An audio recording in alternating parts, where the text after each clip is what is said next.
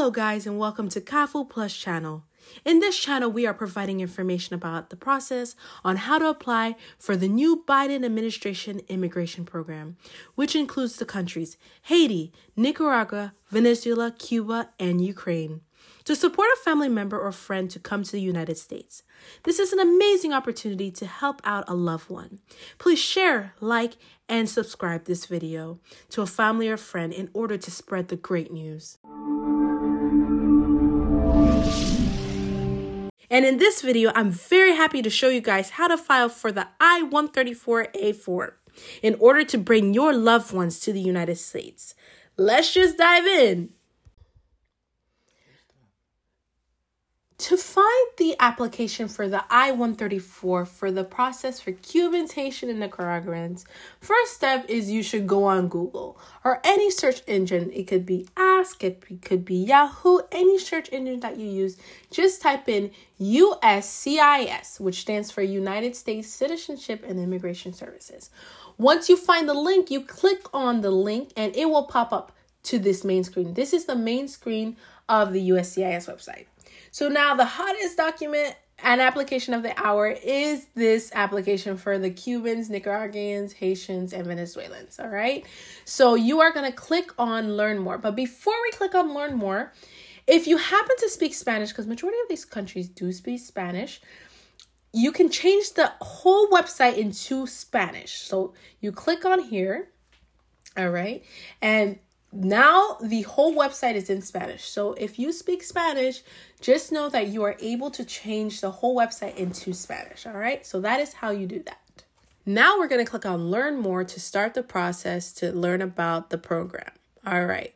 So we're clicking on Learn More. So we see right here, this is going to be the base of where we're going to learn all our information in order to file the Form I-134A. So this is the specific link that we click on to start the process. But before we click on this link to start the process, we want to see the steps we are going to have to take throughout the whole journey of this program. All right, so I'm going to click on the bottom arrow. So the first process. The beneficiaries cannot directly apply for these processes. A supporter in the United States must first complete the file Form 134A in behalf of the beneficiary.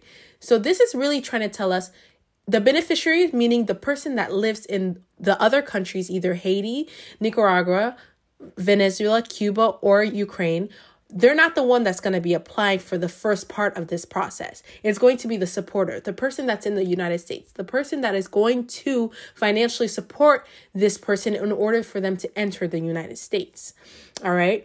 And they also really wanted to mention that once the beneficiary receives their travel authorization, it's on the beneficiary to provide the flying arrangements. So meaning they're the ones who's going to be doing their ticket, flying. It's not up to USCIS to pay for the airline ticket. It's up to the beneficiary or whoever is providing financial support for them. So they are the ones who is going to be paying for their airline ticket. So as we continue to these steps, you can still read this in full detail, but these are the main points from these first two paragraphs. So now we're going to head into step 1, the financial support. So it states a U.S.-based supporter will submit a Form 134A online request. And this is where the specific link that we had seen above right here. This is the link where we're going to, as a supporter, where we are going to submit the online application, and we're going to go through the whole thing. All right. So to continue, it's stating that we're going to fill us as the supporter of the beneficiary is going to fill the form of I-134A. All right. To continue, the USCIS will then vet the supporter to ensure that they are able to financially support the individual they are agreeing to support and to protect against exploitation and abuse. USCIS is in our discretion must vet and confirm supporter before they move forward in the process. So they're just trying to pre-warn us about everything. All right. To continue, step 2. So submit the biographic information. This is going to be on the beneficiary. Once the I-134A has been finished submit, that's when we get to step 2, where the USCIS is going to confirm the supporter, the listed beneficiary will receive an email. So the person that's in the other country will receive an email from USCIS, which tells them instructions on how to create the USCIS online account, other next steps. So the beneficiary is going to confirm their biographic information in the USCIS website. So they're going to create their account. They're going to confirm specific biographic information, okay? And then they're going to attest to meeting the eligibility requirements. Another specific requirement that we have to know is the beneficiary is going to be required some public health requirements. For example, some certain vaccination. So we can say one could be the COVID vaccine or other ones to be specific. They will inform us all the vaccination that will be required of the beneficiary. Step 3, you're going to submit the request in the CBP-1 mobile application. So after confirming the biographic information in their online account and completing their required eligibility attestations, the beneficiary will receive instruction through USCIS, My USCIS, on how to access the CBP-1 mobile application. So this is really up to the beneficiary. This part is for the beneficiary. They're going to be able to go into their My USCIS website, and then they're going to be able to access the CBP-1 mobile online application, and where they're going to enter all their information and provide a photo for USCIS. So to continue, step 4, the advanced travel authorization to the United States. So after completing step 3, the beneficiary will receive a notice in their online account confirming whether the CBP will, in its discretion, provide them with advanced authorization to travel to the United States to seek a discretionary grant of parole on a case-by-case basis. If approved, this authorization is valid for 90 days. Beneficiaries are responsible for securing their own travel. As they were stating before in step 1, the beneficiary is the one that's going to be making their plane tickets. They're paying for their plane tickets, not USCIS. It's going to be on the beneficiary or whoever is able to fund them for their airline ticket. All right. So parole is a discretionary determination made by CBP at port of entry. Let me hold on and say, don't forget to subscribe, because we are putting our time in this and we want you guys to receive the most accurate and well-known information from the USCIS website. Also remember to share to a friend, all right? Subscribe, like, link, share, all the above, all right, you guys? Okay, to continue, step 5, seeking parole at the port of entry. When a beneficiary arrives at the port of entry, CBP will expect them and consider them for a grant of discretionary parole on case-by-case basis. All right. As part of the inspection, beneficiaries will undergo additional screening and vetting to include additional fingerprint biometric vetting consistent with the CBP. So this process is going to happen all at the port of entry when they get into the immigration area. But one thing they want you guys to know is that the ICE, so the Immigration, Custom and Enforcement, is going to just make sure everything's okay. Everything is safe. There's no threat to their country, so that the beneficiary is all okay and ready to go to come inside to the United States safely. So this is what this is talking about. And lastly, step 6 is the individuals granted parole under these processes generally will be paroled in the United States for a period of up to 2 years, you guys. You hear this? 2 years. This is amazing, all right? For someone that wants the opportunity to come to the United States and work and provide for their loved ones, this is just awesome, all right? So they're subject to applicable health and vetting requirements and will be eligible to apply for employment authorization under existing regulation. So basically, it's stating that once they're in the United States, they're going to be able to apply to work, to have employment, all right? And individuals granted parole may request work authorization from USCIS by filing Form I-765. And we are going to have a future video that is going to help you guys be able to apply for this employment authorization, either online or via mail. So we will go through with this. We'll be on this to help you guys fill out this form. make sure you subscribe so you won't miss any video that we drop, all right? Any video that is coming on kfouplus website, kfouplus channel, all right? So make sure to subscribe so you're able to see. And if there's anything specifically that you want us to make a video on, let us know, all right? Drop down in the comments. Let us know if there's anything in specific that you want us to talk about or want us to go through step by step on how to apply for this specific application. It can either be a resident card, TPS, anything. We are willing to do anything that you guys would want us to do videos on. So just comment below, subscribe, like, and share, all right? So to continue, we're going to go to the form I-134A, the online request. So this is the link where we're going to start with the application. All right, so now we're going to click on the I-134A online request to be a supporter and declaration of financial support. So this is the link where we are going to start to apply for this program. The form I-134, this is where the supporter is going to insert all the information that's needed of the supporter and the beneficiary. All right, so we're going to click on it. So we see it again, I-134 application, and this you can take this time to read it on your own, pause to read. So now we're just going to click on File Online right here.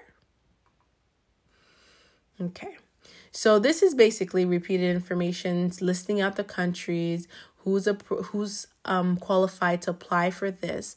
Before you start, you're going to know your eligibility, for example, who's able to apply, the fee. Luckily, there's no filing fee, and this is a blessing because usually these USCIS forms are pretty hefty in pricing. So this is awesome that there's no filing fee.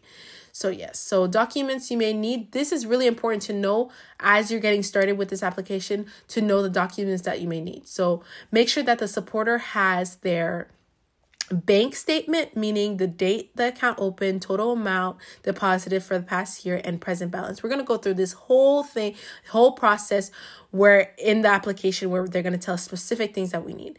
But just heads up, you need your bank statement. You need to physically go to your bank and get a bank statement about all these things. All these things have to be presented on this form. You're going to upload everything, all right? And you're also going to need a statement from your employer or about where you work, the dates you work, nature of employment, the salary you're getting paid or hourly you're getting paid, and the specific position you are on, if it's temporary or permanent. All right, the next thing you're going to need a physical copy of is your copy of your last U.S. federal tax return. Specifically, you're going to need your tax transcript, and you will find this in the IRS website. So just remember, it's specifically the tax transcript. All right. And lastly, you will need a list containing of serial numbers and denomination of bonds and name of records and owners. So if that pertains to you, you need to upload and provide this. So furthermore, talking about the biometric service appointment, you can take time to read that. All right. After submitting your declaration, you're able to track your case. They will tell you all these things step by step as you're going through the process of doing this application. So we're going to click on next. All right. Completing the form online. So we're doing this online, completing it and getting started. It's just explaining us how we're going to apply for this application, but we're going to do it all together. So we are okay. We don't even need to read this, but on your own, still read this if you need more information. Security reminder, and then we're going to click on start. So let's get started. Okay, we're going to get started with this application. So the first part comes out to this. It says, on whose behalf are you filing this form? The only option that we can click on is another individual who is the beneficiary. So the beneficiary is any individual that's from either one of these 5 countries: Cuba, Haiti, Nicaragua, Ukraine, or Venezuela. So today we are going to choose Venezuela to be one of the countries that we're going to file for as a sample. So all my Venezuelan ladies and gentlemen, here we go. All right, we're going to click on next. So the next question that they ask is someone assisting you with completing this declaration? So the only 2 options they have is yes or no. So if someone was actually helping you prepare and assisting you with completing this application. You would click on this option. You would click on yes. So a preparer is anyone, as they say, who completes or help you complete all parts of your declaration using information and answers that you provide. So you click on yes. So that's someone that's actually helping you, like sitting next to you, helping you click on the options and explaining you about the application and what to choose, not what to choose, but what would you proceed in the next step. So the next question says, is an interpreter assisting you with completing this declaration? So an interpreter is anyone who translates or helps you translate all parts of your declaration using information and answers that you provide.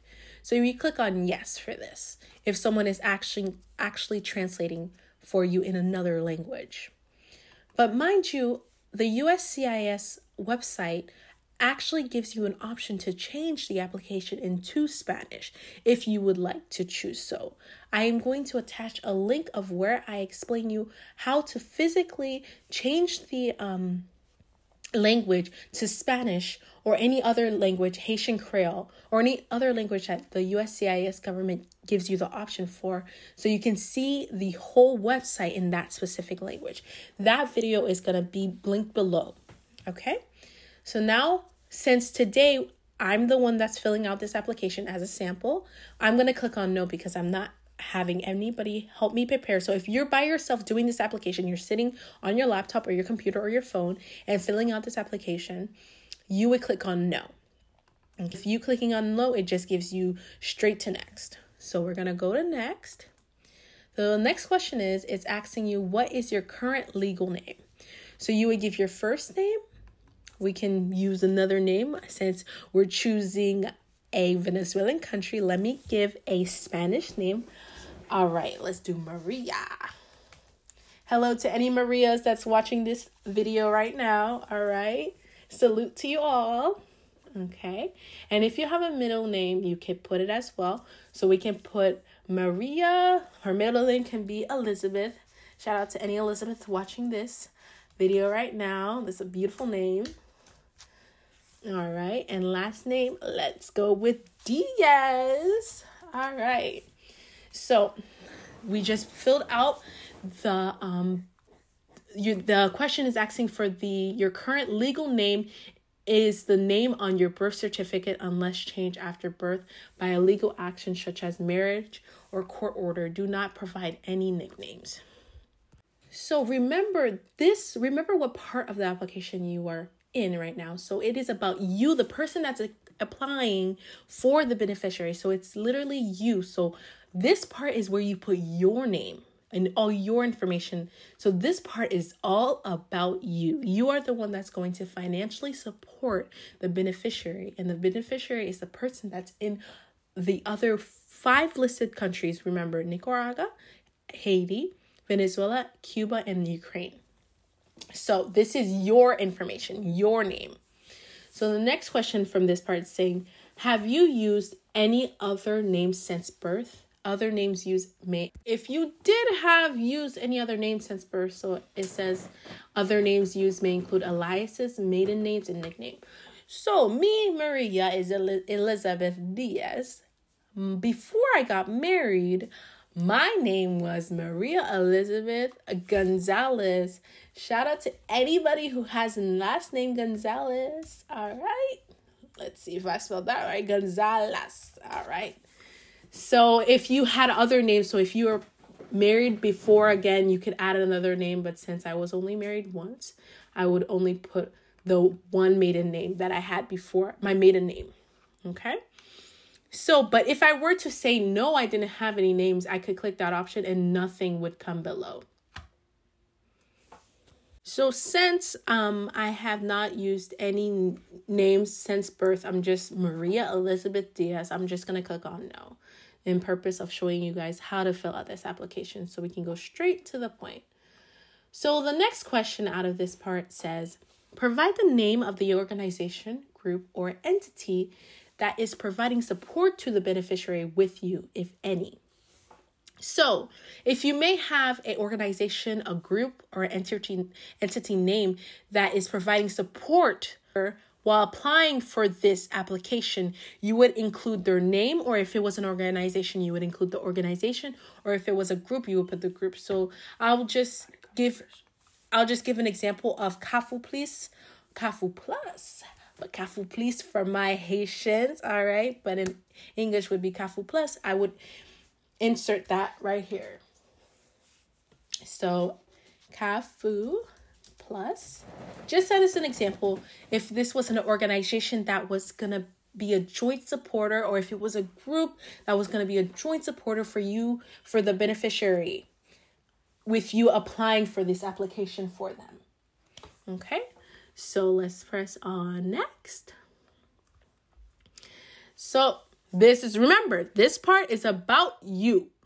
The person applying for this application for the beneficiary, which is the beneficiary again is the person that is in the other country from Cuba, Haiti, Nicaragua, Venezuela, Ukraine. All right. So they want to know what your daytime phone number is. So we are going to put a random number. All right. Random number. So let's do 615-29328. All right. 9663. Okay. So if the daytime number is the same number that you use for your cell phone too, you could just go ahead and click on that, and it's going to automatically go on this next screen. Okay. So now it asks you for your email address. So we're going to put my email. So this is you as a supporter's email address. So Maria Elizabeth Diaz at gmail.com. So you're going to put your own email. So when they need to either contact you by phone or by email, they can get you. All right. They can reach you. So next question is your current mailing address, where you live, your address. Okay. In care of name, if any. So you're going to put your name. So my name is Maria Diaz, right? And now you're going to click on this cursor right here to enter your country. So you are currently living in the United States, because this part is for the supporter. Okay. So you're going to click on United States, and we're going to put a random address. All right. So we're going to do 8974 Southern Lane Drive. All right. And the city let's see what we're going to put. Let's put New York. All right. Shout out to anybody born in New York. Okay. New York. Let's find the state. Okay. So we got it right here. And let's put a random zip code, 789-524. I guess I would do it digits. But you're going to actually put your real address on this part, okay? You as a supporter, your real address. And the next question that they're asking is your mailing address the same as the physical address? So if where you get your mail, is that actually where you live? That would be yes. If not, you would say no. So if you click on yes, you can proceed to next. So we're going to edit. So if your mailing address is the same as the physical address, you would say yes. But if not, you would say no. And when you say no, it'll let you add your address. Okay. So if you actually have a different mailing address from your physical address, you would click on the no option. But since we're doing a fake sample application, I'm going to click on yes so we can go straight to the point. Now, when I click on next, it's going to proceed to ask me my date of birth. So let me put on a fake birthday, but remember, you're going to put on your real birthday, okay? So we're going to put all my May babies, anybody born in May, all right? And we'll put May 30th. Let's say I'm young again, 1998, all right? Okay, so, well, since this is a application I'm trying to, I actually have to put that birth date. So let me erase that and put May 15th, but we're still in the same month. All right. So continue. So now it's asking, what is your city or town of birth? So we'll put I'll put New York for all my New Yorkers. What is your state or province of birth? Again, that is New York. Okay. What is your country of birth? Obviously, the United States of America, land of the free. Okay, if I can, okay, there you are, United States. Okay, so what is your sex? Straight to the point. Are you male, female, X? If you do not want to, if you have an unspecified or another gender identity. So as you can see, my voice is very feminine. I'm a female. So I clicked on that, clicking on next. Okay. So remember, you're still on the supporter part of this application. So this is me. I'm applying for the beneficiary. So this is my information that they're asking. So they're asking me, what is my current immigration status? So am I a U.S. citizen, meaning I am born here, or I could be naturalized in the United States? Or if I'm a U.S. national, a lawful permanent resident, and that's usually the person that has green card, if you know that term, or a non-immigrant. So a non-immigrant could be TPS, or if you are an asylum, asile is for my Haitians, all right, for my Zos, but it's called asylum in English, or other. So since I am a U.S. citizen, I'm going to choose that option. But remember, a U.S. citizen is also a person that could be born in another country, but they naturalize as an American. Okay, just remember that. So the next question is asking me, what is my A number? I actually don't know my A number, so I'm just going to say I don't know my A number. But if you do have an A number, you can, if you know it, you know it. But if you don't have one, then you don't have one. So I'm just going to choose, for purposes of this application, I do not have or know my A number. Okay, so now it's asking me, what is my social security number? So I'm going to put a random one. It's making a fake application, a sample application right now. So I'm just going to add 000. But remember, you're going to put your actual social security number because this is for the application and you're on the USCIS. This is a credible website you could trust to put your social security number on it. Okay.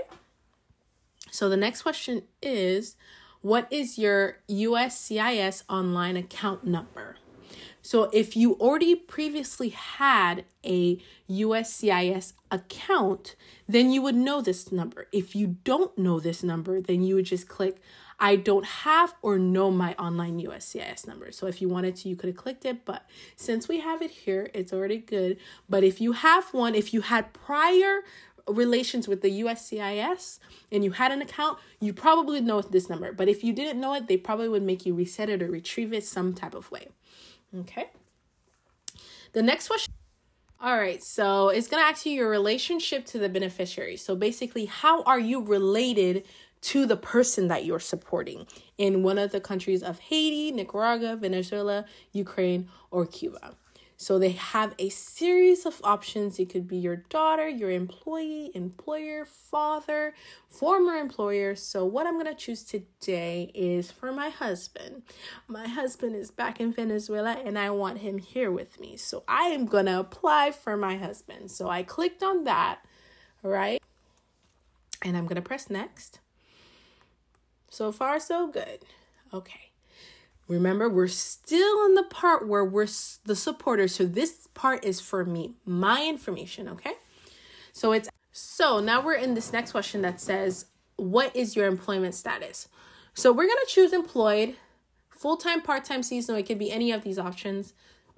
So for the purposes of this application, we're going to choose employed, but to prove that we are able to financially support this individual that is the beneficiary in the other country. Next question is, what is your type of employment? So two options is, I'm currently employed as in blank, or I am currently self-employed as in. So we're employed, assuming with a specific company. So we're employed as we can say so you can say you're employed as a physical therapist.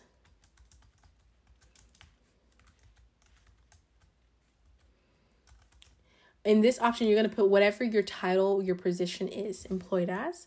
Name of employer, you are going to put where you specifically work. So I work at St. Andrew's Hospital. But you're going to put wherever your specific company that you work in. So now we're going to put in the employer's address. So where you currently work, that address. So obviously it's going to be in the United States, and I live in NYC. So I'm going to continue and proceed with that.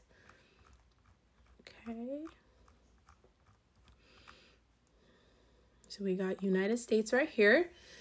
And now I'm going to put out a fake address. So we're going to put 3285 North Broadway. For our Broadway lovers. Broadway Avenue. Okay. New York, New York. New York is beautiful, by the way. It is cold, I will say now, but it is the Big Apple. If you ever have a chance to visit there, go get some pizza and Chinese food because they have the best. Okay, New York. And now we're going to put a random zip code. Okay. So we're going to click on next. So now we are in the financial information about the individual agreeing to financially support the beneficiary. Okay, so the next part, this is the second part of the application, which is about the financial individual. And this is still my part because I'm the supporter of the beneficiary. So this states, provide all the information requested in the table below about yourself, all of your dependents, and any other individuals you financially support. Do not include any individual listed in the beneficiary financial information. So don't put any information about the person you're supporting. Information about assets that are not based on employment should be added in assets of individuals agreeing to financially support the beneficiary section below. So this part is basically wanting you to insert information about yourself and your finances, and if you have any other person living in your home that is can financially support or has a specific income. For purposes of this application, it's just me and my daughter that lives in the house, and she's 5. So it's just me. So if you were to have an extra person that has income, you would add an entry and list out all their information. But since we don't have it, it's just me and my income, we're just gonna put it as that. So what is your total? What is the total number of dependents? So it's just me and my daughter. So 1 dependent. So I will click on 1. And then what is my total income? I'm going to put 25,000. All right.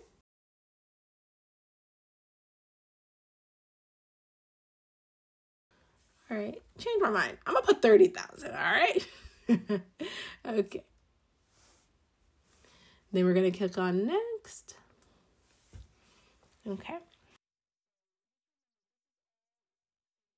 So remember, this is all fake information, okay? I'm not putting real stuff, so this is not accurate information. But when you're going to put in your specific information, it's going to be real because you're the one that's going to be filing, okay? So remember, this is still our part, all right? We're the supporter of the person that lives in the specific listed 5 countries, as I have stated numerous times before, okay? So we're in the next part. The next question is, does any of the income listed come from an illegal activity or source such as proceeds from illegal gambling or illegal drug sales? No. Okay. I would hope that everybody clicks on no. Okay. Does any of the income listed above come from means tested public benefits or defined in 8 CFR 213A.1? No. I work for my money, so it's my money. So we're going to click on no, okay? But if you do, you click on yes. But for the purposes of this application, I'm clicking on no. Okay. Next question. You are responsible for receiving, maintaining, and supporting the beneficiary for the duration of their temporary stay in the United States. Describe the resources you plan to use or provide to ensure the beneficiary has adequate financial support to cover their basic living needs. So, as I read, this part is basically asking you, what resources do you specifically have to ensure that the person that's coming to your home will be equipped with financial support or basic living needs?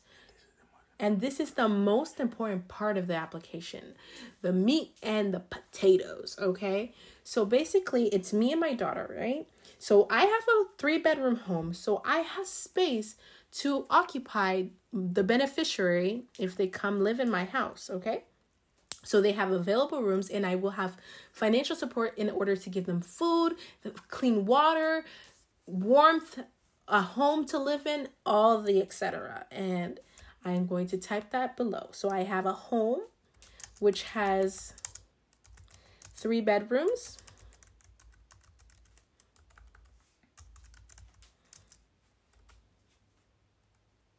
There will be space for them to live, for him to live.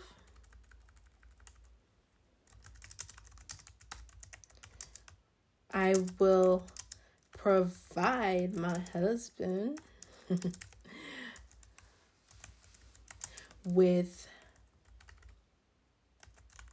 food, water, shelter, and all the above, if you know what I mean. And all the above, if you know what I mean.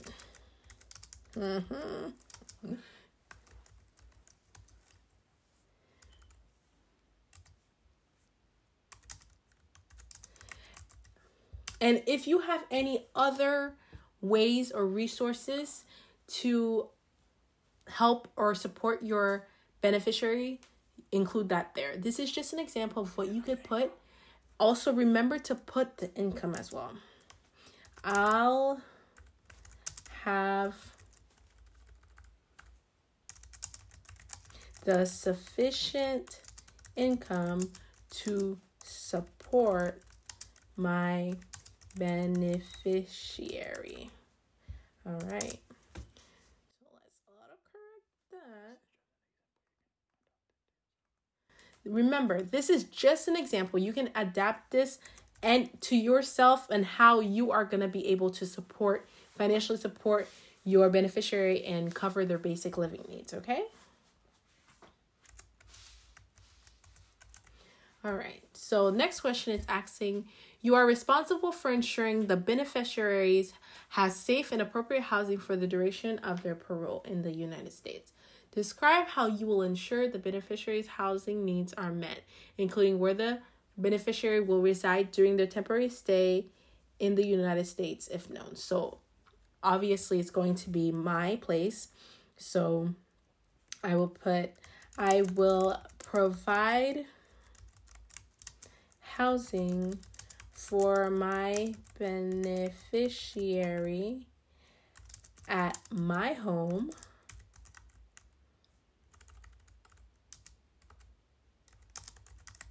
for the duration of their stay in the United States.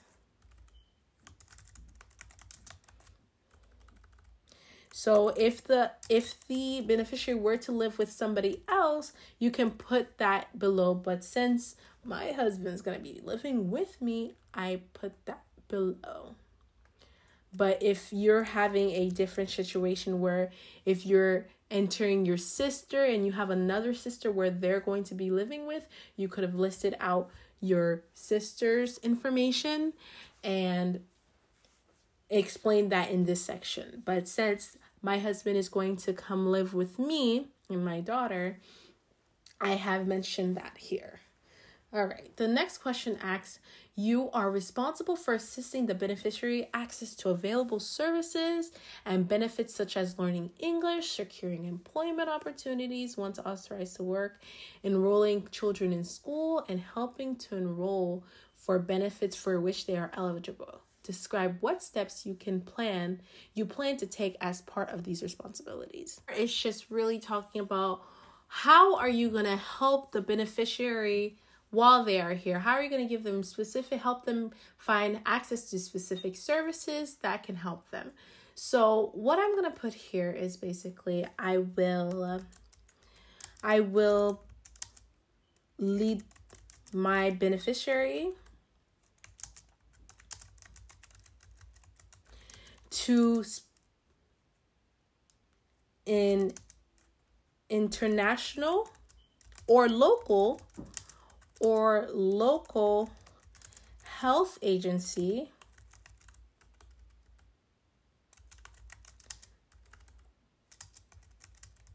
so they can have insurance, medical insurance.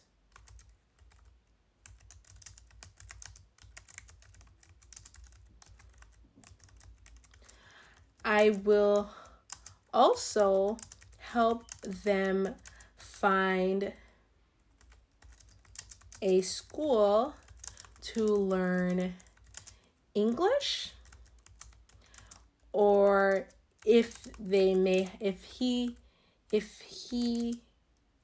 has a child coming with him,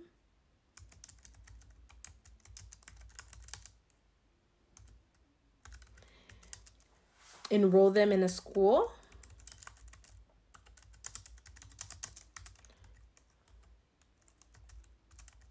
There also is there's also a local bus station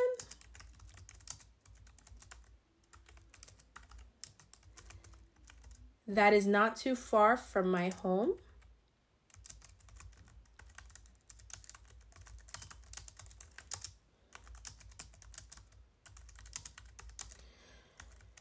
I will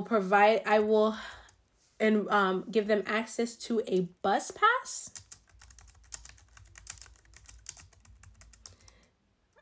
I will give them access to sign up for a bus pass.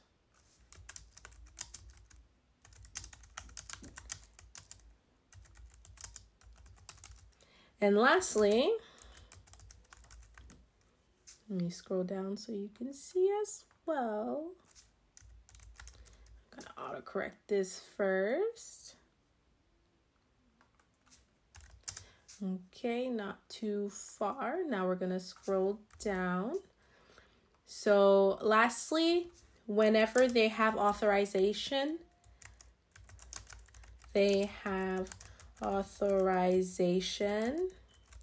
to work, I will help them, scroll down, I will help them find an employment to work.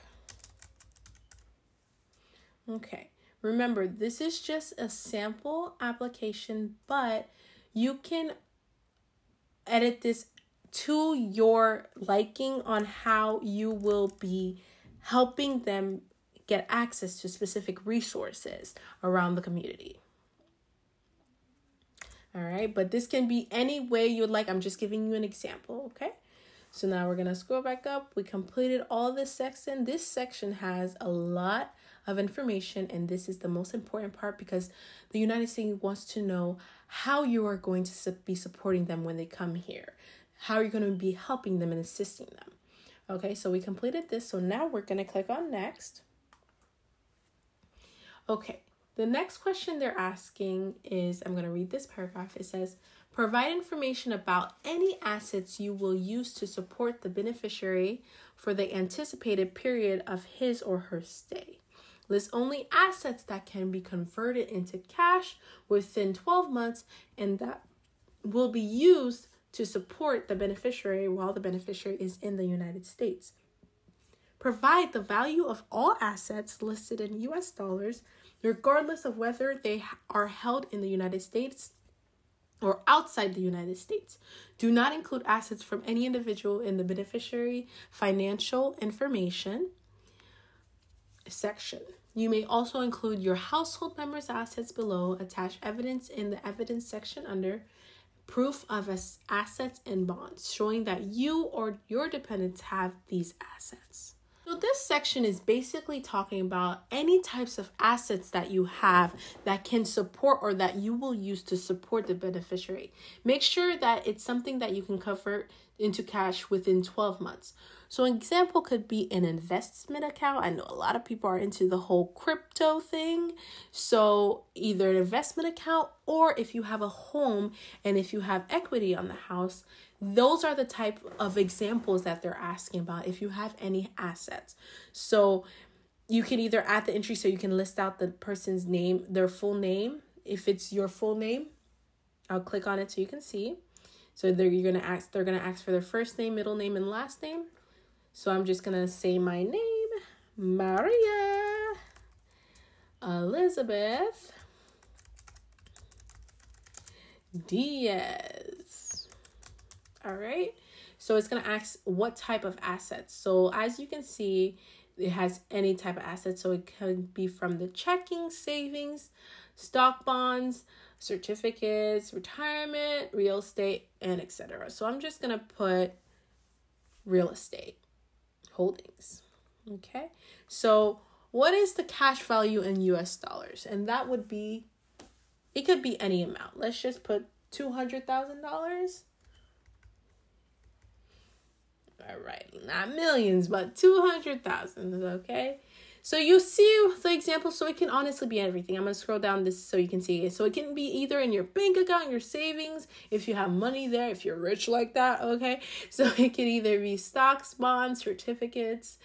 If you got $1 million held in your retirement account, blessings to you. It could be anything. So yes, so we did real estate and we put $200,000 in cash, okay? So we're going to save entry and continue. Now I'm going to read this section for you. So it's actually the same question. That's the same part. So it shows what we had added. So we put my name, my real estate holding, and amount.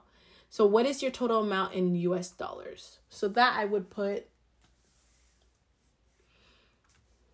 honestly, okay, so this question is saying what is the total amount in US dollars? You can put whatever amount you have. So I'm just going to put a sample. I'm going to put $500,000, okay? But you put what is accurate to your specific information, okay? This is just a sample. Last question from this part. It's saying, have you previously submitted a form I-134 or a form I-134A on a behalf of a person other than the beneficiary listed on this form I-134A? So since I have not, and this is the first time that I'm doing this application for someone in one of these 5 countries, I'm going to put no. But if it's yes, you would put yes. And it would just ask you, it would ask you more information about it. But I'm putting no, okay? So do you see when I clicked on yes, it's actually for the financial responsibility for the other beneficiary. So you can actually apply for multiple people. Since this is not the case, I could actually check it. But since this is not the case, we're not going to do this. But just know that you're able to do that. But since my option is no, I'm just going to click on no. Okay. So because this is my first time doing this application. And I'm doing this first time for my beneficiary, my husband. So we're going to click on next. Okay. Now, this is the part where you're going to talk about the beneficiary, okay? This is not you anymore. The part that was you was before, but now we're about the beneficiary. So remember, the beneficiary is the person that lives in either Haiti, Nicaragua, Venezuela, Cuba, or Ukraine. And like we know, this application is about Venezuela, and my name is Maria Diaz. Now I'm gonna put my husband's current legal name. So this is the beneficiary's part, okay? So his name is Jose. All my Jose's. Hello. Jose Rodriguez Gonzalez. Well, his last name's Diaz because he's my husband, okay? Diaz, all right? Remember, this is a fake, and I'm liking these names, all right? Jose Rodriguez Diaz. And it's asking, the next question is asking, has the beneficiary used any other name since birth? So did my husband use any other name since birth? So if he had a different name, if he had nicknames, aliases, then we would put that. But since it's no, we're going to put no. Go straight to the point, okay? Next, they're going to ask for my husband, the beneficiary, the person that's in one of these countries, which is Venezuela in this case, for their telephone number, okay? So I'm going to just put a random number, 789-546-0213, all right? So it's the same number, but if you may have another, like if some people have two phones, okay? So if my husband had a second phone, which I would want to know about, but he just has one phone, okay? So we're just going to put, it's just going to add the same number since it's the same phone he's using. So remember, his name was Jose Rodriguez Diaz. My husband has a beautiful name. Okay, so we're going to put his email address.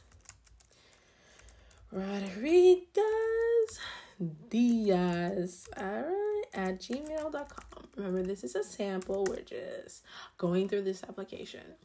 Okay, so now, what is the beneficiary current mailing address, if any? So in so we're going to put his name, Jose Diaz, all right, but you would put the middle name. Let me put the middle name since I started with it. Rodriguez, all right. Country, Venezuela, okay. Let's go to Venezuela. Venezuela is very beautiful, by the way. I would definitely recommend people to visit. Okay, so his address is, let's make that up, 234 Guantanama Street. All right. And it's going to be, give me a country in Venezuela. All right, let's put Cubano. This is fake, remember. Province, we're going to put anything. Let's put Veni. Okay, making this up, right? All right, so we're going to just say that it's the same address as the mailing address. So we're just going to put yes, okay? So we're going to continue. Now it's asking for the beneficiary's date of birth. Remember, this is my husband. Your beneficiary is going to be the person that you are supporting to come into the United States. So my hubby, he is a grown man, okay? He is born in May, same month as me, okay? May 7th. He's born in 1991. What is the beneficiary city or town of birth? Okay, we know it's in Veni. Okay. What is the beneficiary state or province of birth? We're going to put Venezuela. Okay. And what is the country of birth? Okay, we know that's Venezuela, so I'm just going to add Venezuela again. But you're going to put accurate information. Remember that. Okay, where is Venezuela?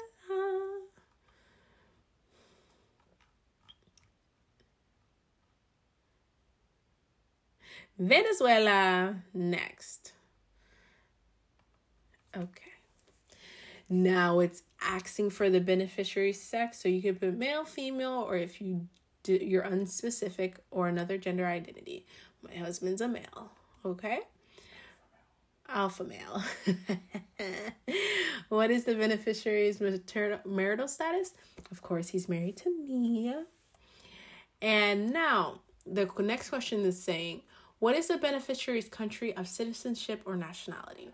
So it says we are only accepting online filings of Form I-134A for individuals agreeing to financially support Cuban, Haitians, Nicaraguans, Ukraine, and Venezuelan citizens and their immediate family.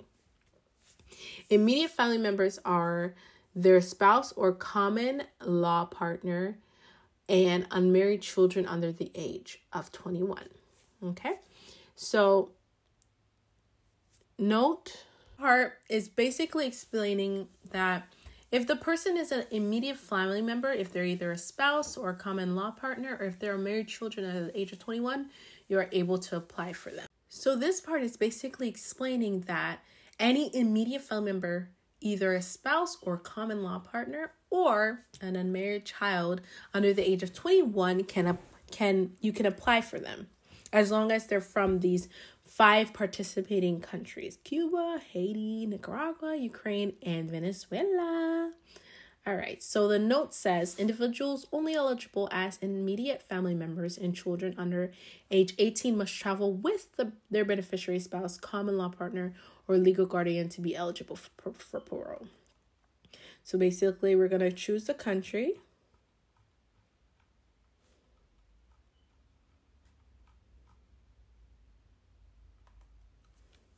The next question is asking what country issued the beneficiary's most recent passport. Okay, so that is going to be Venezuela.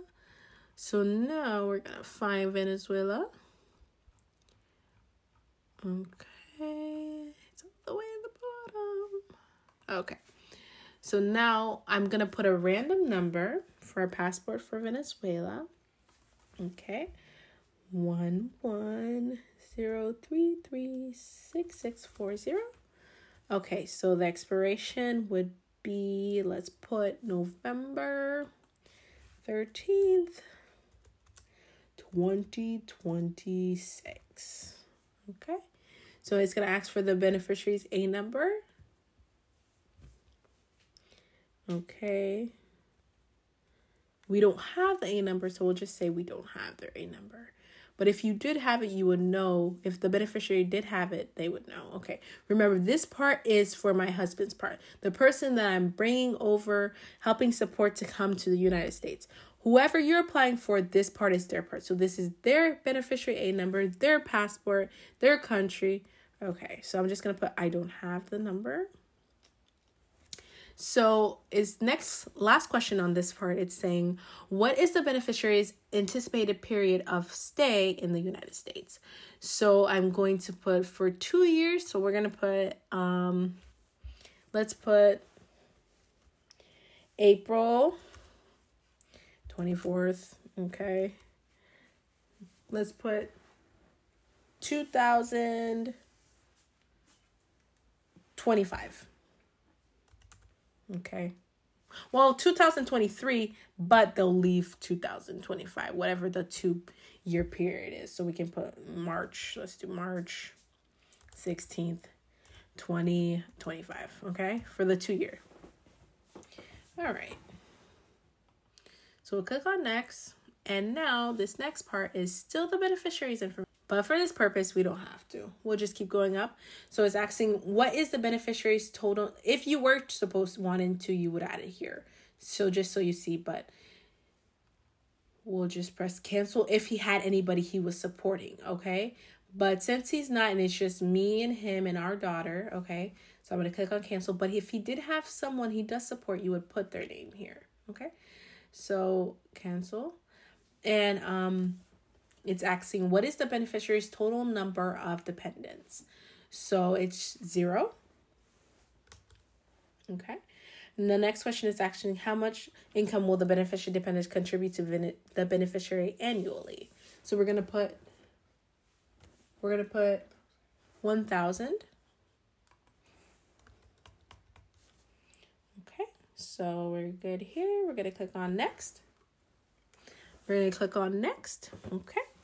So the next question it asks, does any of the beneficiary's total income, including income from dependents and other individuals who contribute to the beneficiary's income, excluding any individuals named in the financial information about the person agreeing to financially support the beneficiary section, come from an illegal activity or source such as proceeds from illegal gambling or illegal drug sales? I would hope not, so we're going to put no. But you are answering this to specific to your beneficiary, okay? So it's next question, which is similar to the one that they were asking in our section, right, as a supporter. Does any of the beneficiary total income come from means tested public benefits as defined in 8 CFR 213A 1. So we're going to put no, but if this pertains to you, you will put yes. But for our purposes, we put no. Okay. Then we're going to click on next. So now it's going to talk about the beneficiary's assets.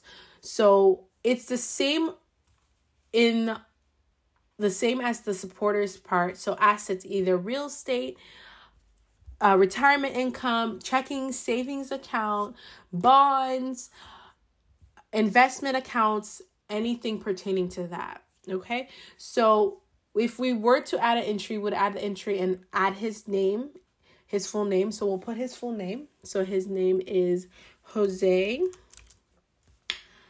Rodriguez. So we're going to put his full name. So it's Jose Rodriguez.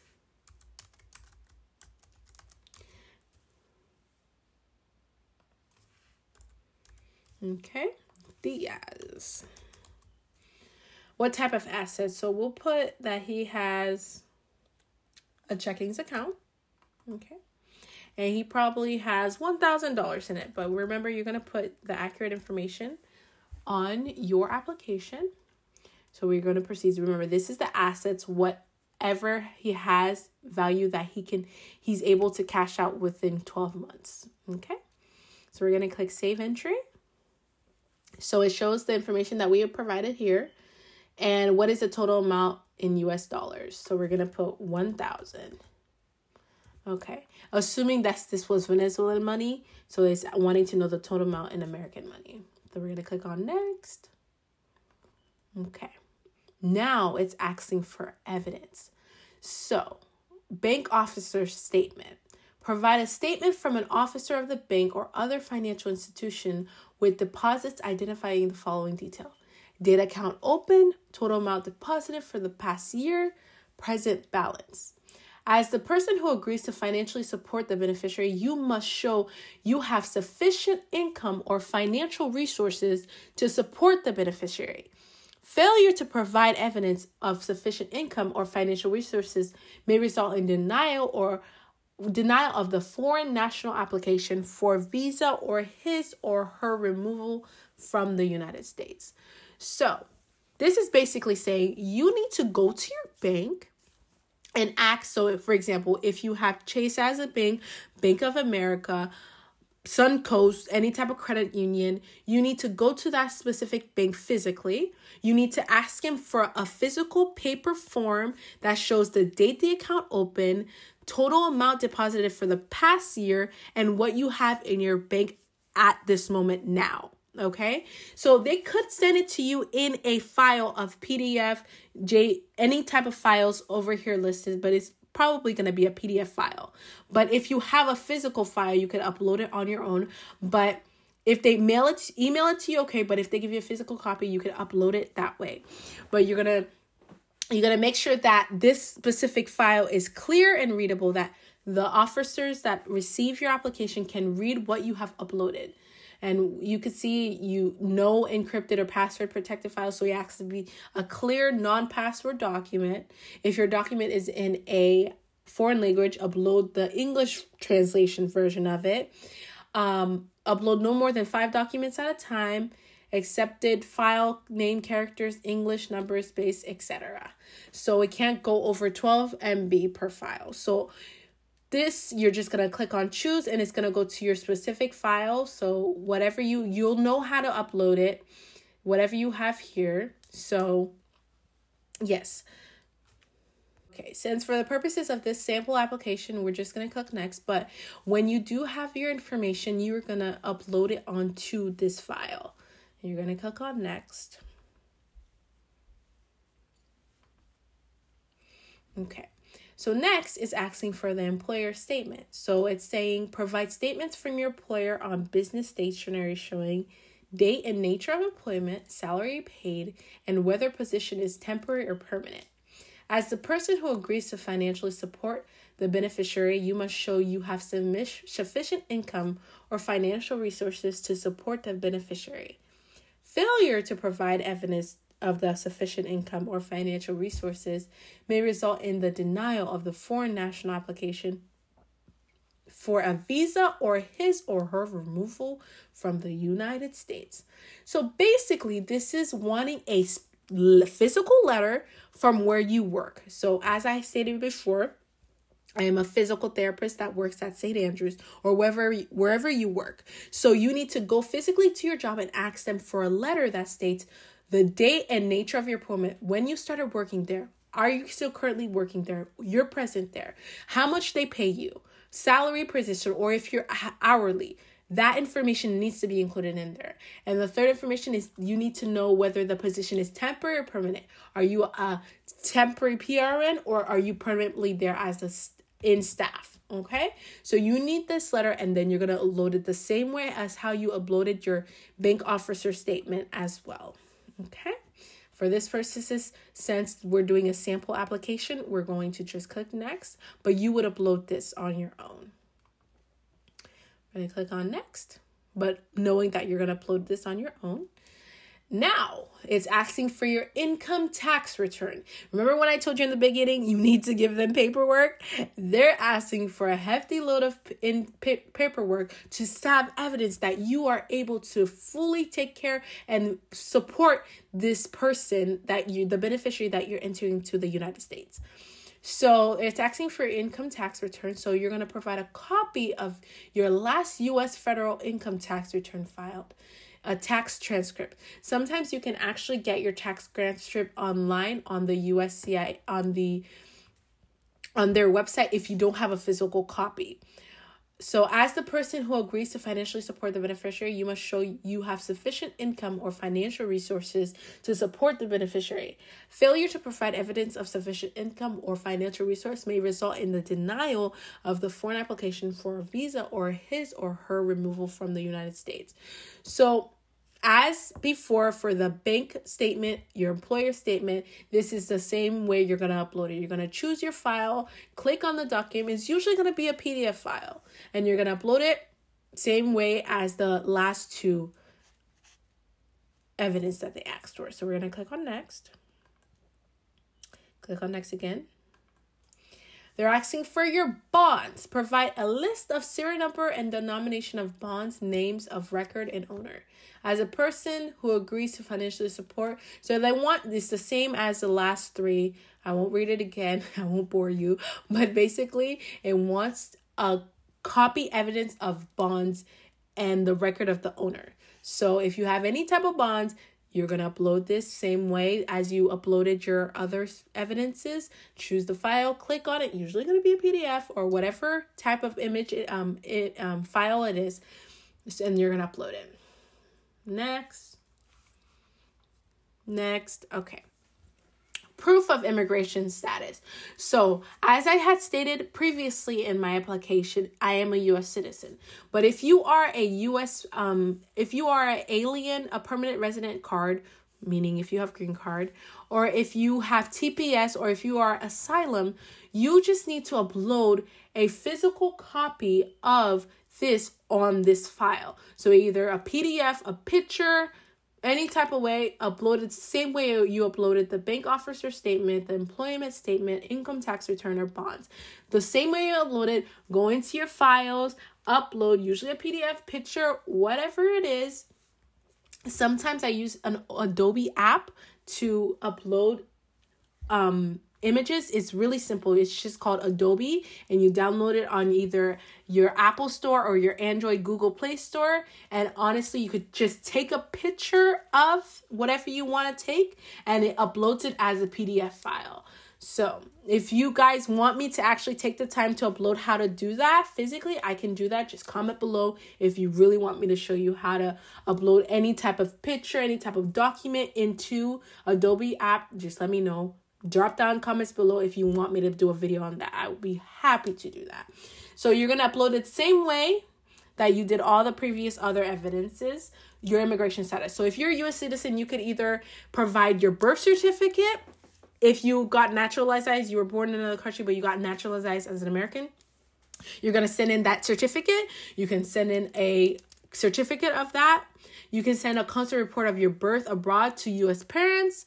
You can also provide a copy of your biographic data page on your passport. So you can provide your passport as well.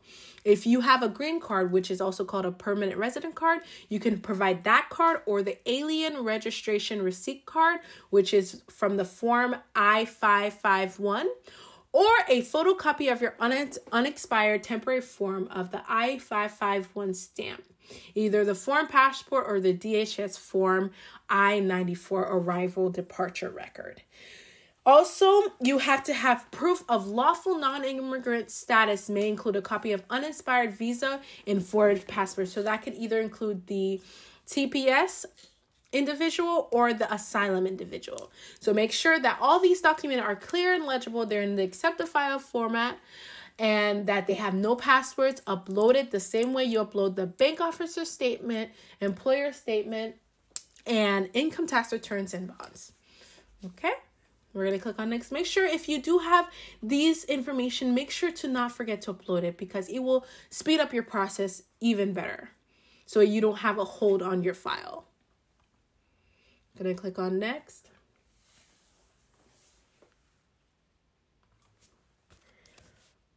Okay, so now we're at the part where it's for the proof of assets of individual agreeing to financially support the beneficiary. So you're going to basically provide information about the assets you will use to support the beneficiary for the anticipated period of his or her stay. You're going to only list assets that can be converted into cash within 12 months that will be used to support the beneficiary in the U.S. So they have to be listed in U.S. dollars also.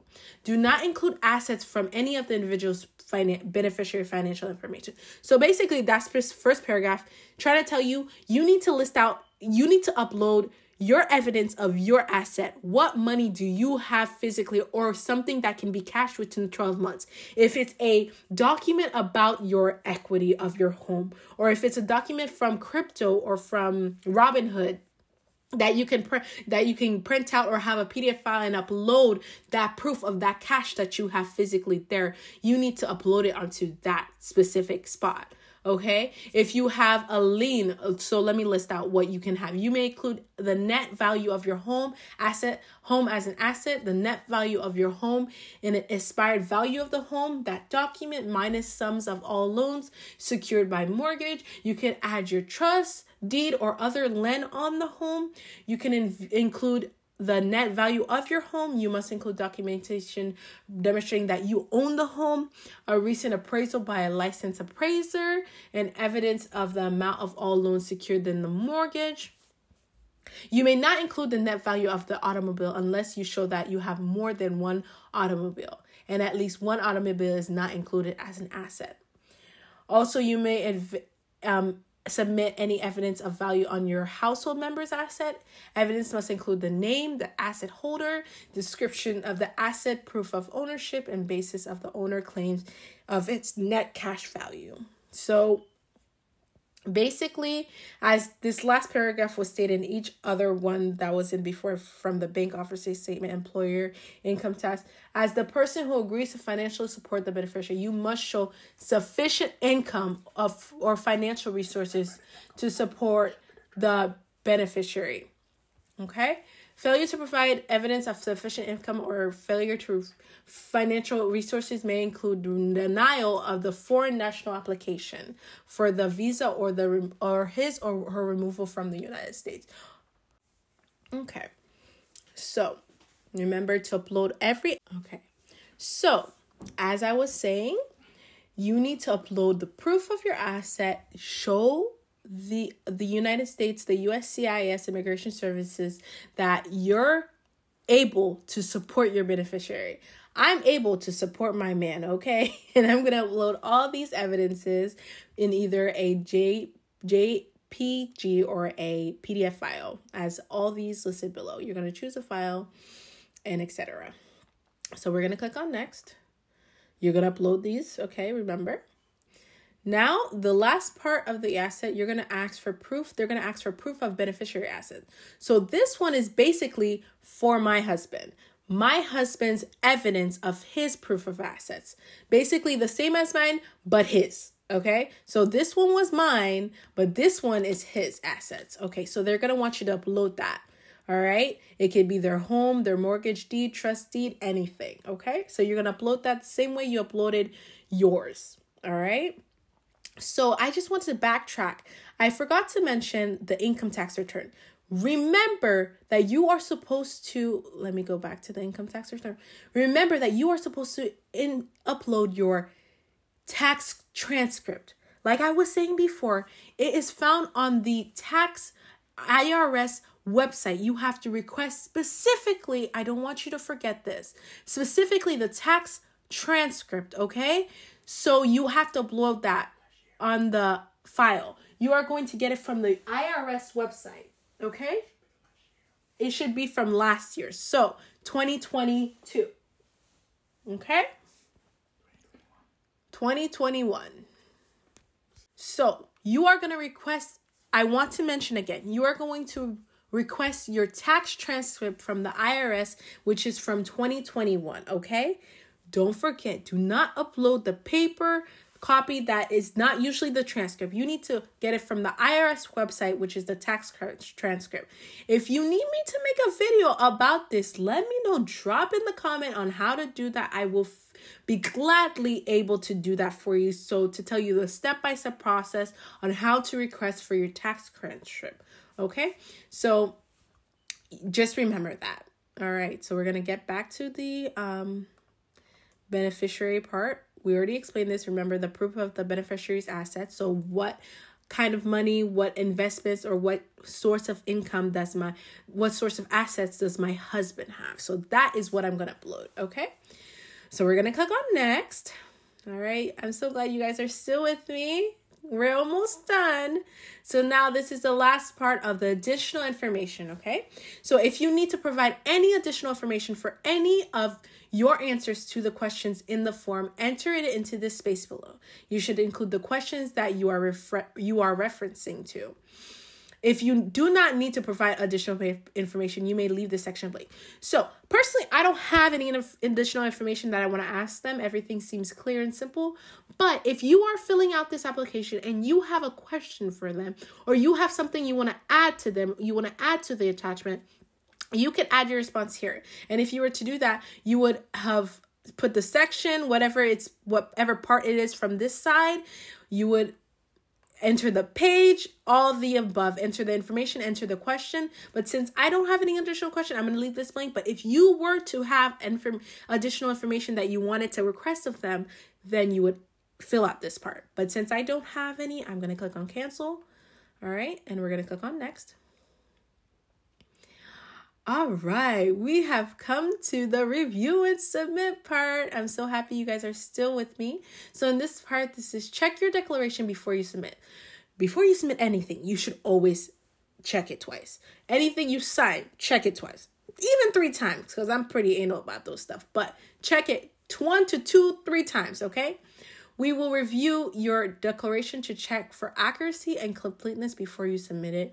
We encourage that you provide as many responses as you can throughout the declaration to the best of your knowledge. Missing information can slow down the review process after you submit your declaration. Like I was saying before, if you submit everything in the classroom, you have more of a chance for your process to go faster than if you forget to upload any type of evidence, the tax return, the bank statement, the employer statement, okay? Try to upload all the evidence or provide every information that you can so you can speed up your process and not make it slower time. Okay, so the name of this form has changed. So the name of this form has changed to Form I-134A Online Request. They're just mentioning that it changed, okay? So this form surprisingly is free, and we are very happy about this. So this is amazing. Thank you, Mr. President, Mr. Biden administration. This form is free. Usually the USCIS forms are not free, so this is awesome. All right, guys. So refund policy, the USCIS doesn't refund this fees. Obviously $0, so you don't really need a refund. And then alert and warnings, we found no warnings, so we filled everything right. So once you see that, you know you are good to go. And make sure, but Make sure you do upload all of your evidences. That is the most important part. Upload everything that you have that can fully show that you are able to financially support your beneficiary when they come into the United States. All right. So we're going to click on next. So it's basically going to show you everything you did. All right. I'm going to go all the way down. It's going to show everything that I've submitted. Make sure you read all of these to the T to make sure you gave every right information. You uploaded all the documents. This is basically a whole summary of our whole application. Usually when I get to this page, they always give you a view of your draft snapshot. If you can download that, that would be even better. It automatically downloaded for me, but if you can download that, that would be awesome. Once you click on that form, it's going to download a PDF file that's going to save right into your computer. Save that so you have evidence and all the information that you put so everything matches, everything's great, okay? So like we reviewed it, we went once, we went twice, we checked everything. Everything looks perfect, amazing, all right?